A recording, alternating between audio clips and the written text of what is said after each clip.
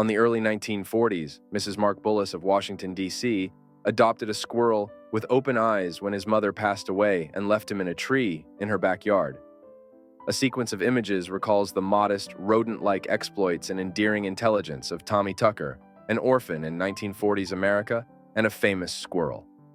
Most squirrels are lively and inquisitive animals that love to perform tricks when they have an audience. Mrs. Bullis's primary interest in Tommy is to clothe him in 30 custom-made suits. Tommy has a coat and cap for the market, a silk-pleated dress for company, and a hospital outfit. The cute panda Chi-Chi has the ability to bridge the gap between nations and ideologies, even during times of conflict. Heini Demmer, an animal broker in Beijing, bought Chi-Chi, a 1.5-year-old weighing 130 pounds. From her cell in Frankfurt, Germany, she became the focus of a small international trade crisis. Zoos in the United States plan to purchase it, but the U.S. embargo prohibits all trade with China, and the Treasury Department has refused to make Chi-Chi an exception. Due to a lack of bamboo, her keepers were forced to feed her wheat and rice with sugar. She finally settled down at the London Zoo, which the British purchased for $28,000. She kept calling pandemonium throughout. These photographs, taken in 1959, depict a weird party in process. A llama, a kangaroo, a monkey, several goats, dogs, and a handful of cats bathe in what appears to be an urban garden. Later, in the same location and on the same day, they attend a party with pianist Skitch Henderson. The images were never published in the magazine, nor was the piece for which they were taken. In the age of YouTube, it's no surprise that a 5-year-old pianist or a child who breaks dances goes viral. These childhood Einsteins rose to prominence in a more traditional setting half a century ago. Jean Ann Evans, 15 months old, was one of those children. The Texas baby was born into a family of farmers and horse riders, and he rode for the first time, with his mother in tow, at the age of 1 month. When a photographer visited a family farm near Fort Davis, he saw a girl holding her 25-year-old horse, Toy Boy. In 1953, Chicago's Brookfield Zoo introduced a new children's section featuring newborn animals, and the kids enjoyed their hands-on experience, perhaps a little too much. Unable to tell the difference between living animals and their stuffed animals at home, enthusiastic children pushed and probed the little llamas and kangaroos until they had had their fill. Some animals resisted, the magazine reports. The monkey took the woman's lipstick. The baboon pushed the boy. The llama, who had eaten her fill of popcorn, found a way to express it, and the mother pushed away with a loud mouth, screaming, "That impudent creature poked me in the back!" To avoid another love tragedy, the zoo promptly changed its animal fencing. However, from these photographs, you can see why the kids had a hard time keeping their distance. In 1950, there were only 1,500 Weimaraners in the United States, and they were all owned by members of the Weimaraner Club of America.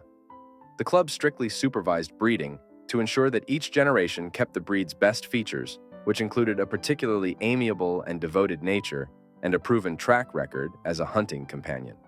The breed's popularity has grown dramatically during the last few decades. According to the American Kennel Club, Weimaraners were the 36th most popular breed in the United States in 2018, trailing only Border Collies. The appeal was clear both then and now, as captured in these photos. Belly button is undoubtedly one of the coolest pets. In 1966, the 3-year-old German short-haired pointer impressed everyone with its underwater agility. Belly button was distinguished not by its swimming talents, but by its propensity to dive for an object. Most dogs recover sticks and balls from the water's surface, but Belly button can dive down to 20 feet and stay underwater for up to 15 seconds. He also practiced his skills on his own, diving into the lake without permission and bringing his owner a 10-inch catfish. Carolyn Swanson chose a Persian cat named Baby over a typical canine with vision, for reasons we can only guess. Perhaps she had allergies, was terrified, or was simply too devoted to Baby to consider getting a replacement puppy. Whatever the cause, the photographer documented their particular relationship in 1947, resulting in a collection of images that have never been published anywhere. Swanson held the white cat on a tight leash to prevent the squirrel from chasing him. The boy, in turn, guided her through the rapids and the streets. His contributions were acknowledged. A local newspaper clipping stated that Baby received the medal for his faithful devotion to his blind mistress. Paris. City of Light. It is home to Montmartre, the Eiffel Tower, the Louvre, the Seine, the Marais, and a plethora of other well-known locations and attractions. Thousands of years old while being entirely modern, the international capital of fashion, cuisine, and intellectual pursuits, a city rich in character and history, the ideal place to walk a chicken like a dog. Photographs depict the Parisian crossings of a woman named Margarita. There is nothing known about her. Her surname has been lost to time. Her bird habit is mysterious, but perhaps her anonymity and the mystery of her daily bird-centric gatherings contribute to the attraction of these photos. Some call it firewood, others favor the catchier term pig whistle. But for the majority of us, and especially those who visit Gobbler's Knob, Pennsylvania, during the first week of February each year, the cross-eyed, sharp-toothed creature in the photograph is and always will be a woodchuck.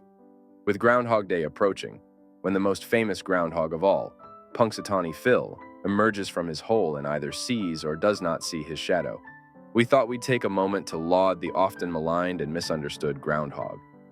In the wild, the groundhog is an energetic animal, a ferocious protector of his own area, and an expert tree climber, at least when pursued by predators.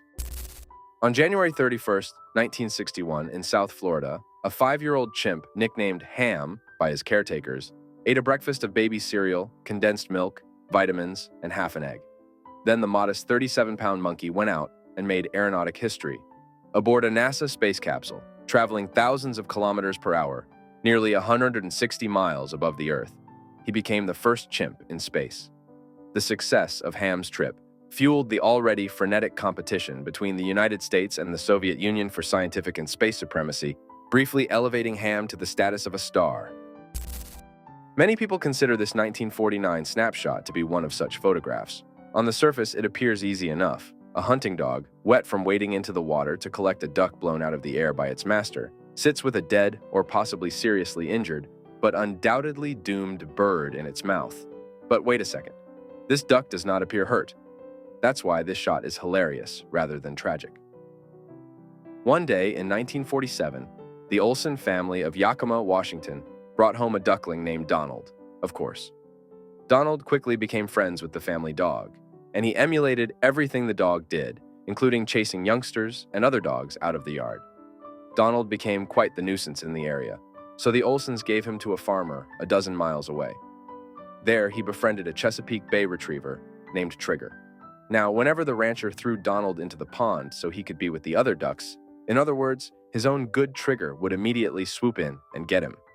The Trigger was as gentle as possible, as we can clearly see here, but ultimately it was decided that it was best for Donald to return to the Olsens.